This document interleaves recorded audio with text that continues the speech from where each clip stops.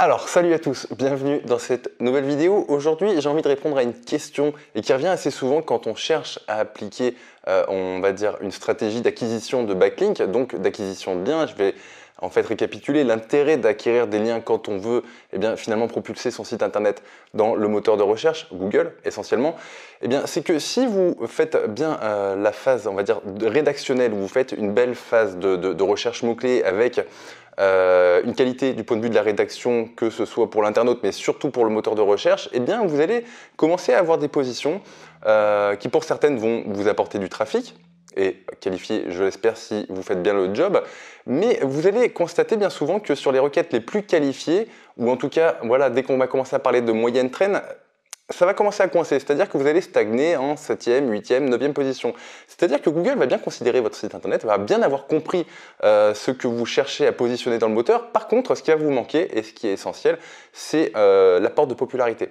Et cet apport de popularité, finalement, il est acquis, on va dire, en captant du lien qui, a priori, normalement, si vous voulez, quand ça se passe bien, ces liens-là sont faits de façon 100% naturelle. C'est-à-dire que, on va dire, d'autres personnes vont chercher à parler de vous, des personnes, on va dire, qui vont avoir plus ou moins d'autorité. Il faut bien comprendre que, par exemple, le journal Le Monde qui vous fait un lien, ça n'a strictement rien à voir avec le blogueur du quartier qui va vous faire un lien.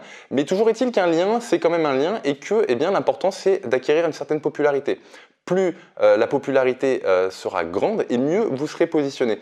De telle sorte que, finalement, vous pourrez prétendre à des positions bien meilleures sans rien changer sur votre site internet. Et croyez-moi, entre un site internet qui a des backlinks et un site internet qui n'a pas de backlink, ça n'a strictement rien à voir. Donc, faites ce qu'il faut au niveau de l'on-site pour avoir donné à manger à Google en fait, et pour être potentiellement candidat à un certain nombre de mots-clés. C'est encore la base. Si vous n'avez pas de mots-clés sur votre site internet, Google ne vous positionnera sur rien du tout. Mais ensuite, ne tombez pas dans l'hystérie du contenu, tout comme on peut être hystérique du lien. Passez absolument à la phase d'acquisition de backlink, c'est ce qui va vous faire décoller. Pour ça, il y a plusieurs méthodes. J'ai déjà fait finalement des vidéos qui traitaient de ces sujets-là, mais j'ai envie aujourd'hui de parler de tout ce qui est réseau de site. Et finalement, les réseaux de site, est-ce que c'est indispensable finalement et dans quelle mesure se lancer ou pas dans un réseau de site? J'ai envie de dire que si vous commencez à avoir 1, 2, 3, 4, 5 boutiques en ligne, à un moment donné, avoir son propre réseau de sites, c'est-à-dire des sites un petit peu satellites sur lesquels vous avez la main à 100% et sur lesquels vous pourrez créer des liens vers vos monésites, donc les monésites qui sont vos boutiques en ligne, c'est vraiment un confort dans la mesure où vous n'avez plus besoin de demander à personne de vous faire des liens. Vous n'avez plus besoin non plus de rechercher des spots. C'est quelque chose qui est très intéressant, mais ça peut être plus ou moins chronophage. J'incite les gens à le faire quoi qu'il arrive, même en se servant d'un réseau de site, puisque finalement, ça apporte de la granularité à votre profil de lien.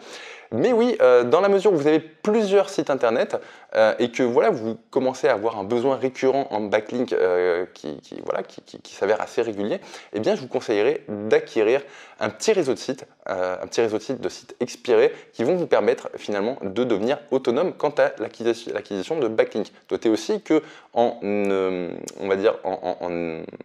prenant possession de sites expirés par exemple, qui vont vous servir à monter votre réseau de sites, vous pourrez avoir la main sur la contextualisation, on va dire, intrinsèque du site internet qui va vous faire un lien. C'est-à-dire que demain, si vous vous lancez par exemple dans la vente de chaussures, vous aurez tout intérêt à acheter des sites satellites expirés, des noms de domaine expirés, qui vont traiter, on va dire, de manière générale de la mode. Ça n'aurait aucun intérêt d'acheter un nom de domaine expiré qui traiterait par exemple du rachat de voitures d'occasion.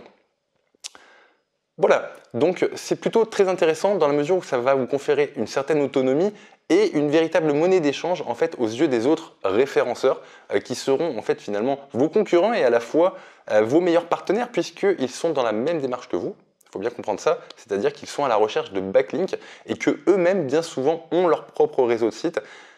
Finalement, vous avez une monnaie d'échange, quelque chose à faire valoir quand vous allez discuter avec ces SEO. Et vous pourrez finalement, de fil en aiguille, avec un petit réseau de sites d'une dizaine de satellites, vous pourrez avoir potentiellement plusieurs centaines de spots qui s'ouvrent à vous, puisque si on prend 10 référenceurs avec lesquels vous allez faire 10 partenariats, si chacun de ces référenceurs ont 10 sites en leur possession, vous avez accès à de nombreux spot et qui bien souvent sont de qualité. C'est plutôt sympa, ça met vraiment du beurre dans les épinards, enfin plutôt dans les positions. Voilà, en tout cas, je vais faire toute une série de vidéos sur tout ce qui est site satellite et l'intérêt d'avoir son propre réseau de sites. Ne montez pas un réseau de sites satellite si vous n'avez qu'un seul site à faire monter, c'est vraiment too much. Préférez peut-être l'achat ou la location de liens ou la recherche de liens. Moi, c'est ce que j'ai fait pendant très longtemps. Voilà pour cette vidéo qui était un petit peu plus longue que prévu. Je vous remercie pour votre écoute. Si vous avez des questions, je vous laisse me les poser en dessous de cette vidéo ou bien dans le groupe Facebook et je vous dis à très bientôt. Ciao!